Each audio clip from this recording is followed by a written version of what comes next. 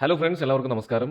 നമ്മുടെ ചാനലിൽ മുൻപ് ചെയ്ത ഖസാക്കിന്റെ ഇതിഹാസം എന്ന പുസ്തകത്തിന്റെ റിവ്യൂവിന് നിങ്ങൾ നൽകിയ സ്വീകരണത്തിനും വലിയ പിന്തുണയ്ക്കും ആദ്യമേ തന്നെ എൻ്റെ മനസ്സ് നിറഞ്ഞ നന്ദി അറിയിക്കുകയാണ്. ആ വീഡിയോ കണ്ടതിന് ശേഷം ഒട്ടനവധി പേർ കമൻറ്റുകളിലൂടെയും പേഴ്സണൽ മെസ്സേജുകളിലൂടെയൊക്കെ ചോദിച്ചിരുന്നു, ഇതേപോലെ മലയാളത്തിൽ നിർബന്ധമായും വായിച്ചിരിക്കേണ്ട മനസ്സിൽ കൊള്ളുന്ന വേറെയും നല്ല ക്ലാസിക് പുസ്തകങ്ങൾ പരിചയപ്പെടുത്താമോ എന്നുള്ളത്. അതുകൊണ്ട് തന്നെ നമ്മുടെ ബുക്ക് റിവ്യൂ സീരീസിലെ അടുത്ത സീരീസ് ആയിട്ടാണ് ഞാൻ നിങ്ങളുടെ മുന്നിൽ എത്തിയിരിക്കുന്നത്. ഇന്ന് ഞാൻ പരിചയപ്പെടുത്താൻ പോകുന്ന പുസ്തകം കേവലം ഒരു വായനാനുഭവം മാത്രമല്ല, മറിച്ച് മലയാളി നെഞ്ചിലേറ്റിയ ഒരു മഹാകാവ്യത്തിൻ്റെ വേറിട്ട ആവിഷ്കാരമാണ്. ശ്രീ എം ടി വാസുദേവൻ നായർ രചിച്ച രണ്ടാം ഊഴം. ഈ പുസ്തകം എന്താണ് പറയുന്നത്, അല്ലെങ്കിൽ ഇതിൻ്റെ കഥ എന്താണെന്ന് വിശദമായി പറയുകയാണെങ്കിൽ നിങ്ങളത് വായിക്കുമ്പോൾ കിട്ടേണ്ട ആ ഒരു മാജിക് നഷ്ടപ്പെടും. അതുകൊണ്ട് കഥയുടെ സസ്പെൻസോ വഴിത്തിരിവുകളോ ഒന്നും ഞാൻ പറയില്ല. പക്ഷേ ഈ പുസ്തകത്തിൻ്റെ ഉള്ളടക്കത്തിൻ്റെ ആഴം എന്താണെന്ന് ഞാൻ ലളിതമായിട്ടൊന്ന് പറഞ്ഞുതരാം. നമ്മളെല്ലാവരും ചെറുപ്പം മുതലേ കേട്ട് പഠിച്ച സിനിമകളിലൂടെയും സീരിയലുകളിലൂടെയും കണ്ട് പരിചയിച്ച ഒരു കഥയാണ് മഹാഭാരതം.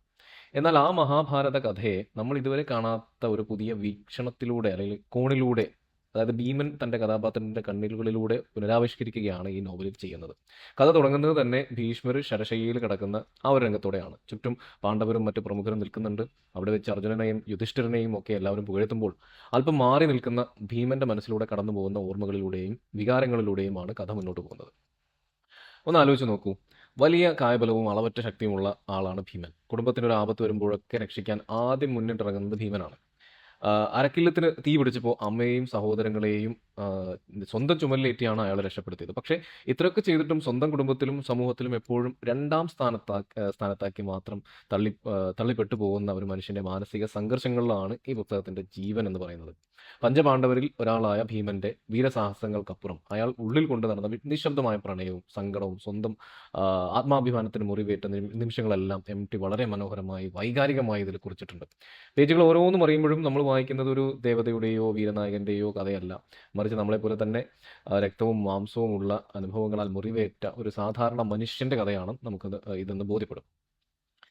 ഇനി എന്തുകൊണ്ട് നമ്മളെല്ലാവരും ഈ പുസ്തകം നിർബന്ധമായും വായിക്കണം എന്നോട് ചോദിക്കുകയാണെങ്കിൽ, നമ്മുടെയൊക്കെ ജീവിതത്തിൽ എപ്പോഴെങ്കിലും നമ്മൾ അവഗണിക്കപ്പെട്ടതായിട്ട് നിങ്ങൾക്ക് തോന്നിയിട്ടുണ്ടോ? നമ്മുടെ കഴിവിനോ അധ്വാനത്തിനോ അർഹിച്ച അംഗീകാരം കിട്ടിയില്ലല്ലോ എന്ന് ചിന്തിച്ച് സങ്കടപ്പെട്ടിട്ടുണ്ടോ? അങ്ങനെ ഒരു അനുഭവം ഉള്ളിലൂടെ കടന്നു പോയിട്ടുള്ള ഏതൊരാൾക്കും ഈ പുസ്തകം വായിക്കുമ്പോൾ ഭീമൻ എന്ന കഥാപാത്രത്തോട് വലിയൊരു ആത്മബന്ധം ഉണ്ടാവും.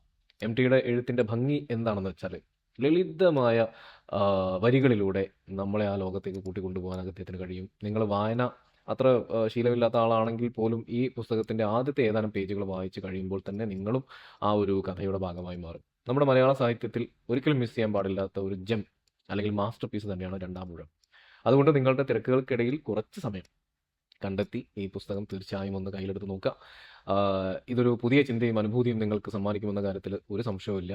നിങ്ങളിൽ ആരെങ്കിലും ഈ പുസ്തകം ഇതിനകം വായിച്ചിട്ടുണ്ടെങ്കിൽ അത് നിങ്ങൾക്കുണ്ടാക്കിയ വായനാനുഭവം ദയവായിട്ട് നിങ്ങൾ കോമൻറ്റ് ബോക്സിൽ മറക്കാതെ ഷെയർ ചെയ്യുക.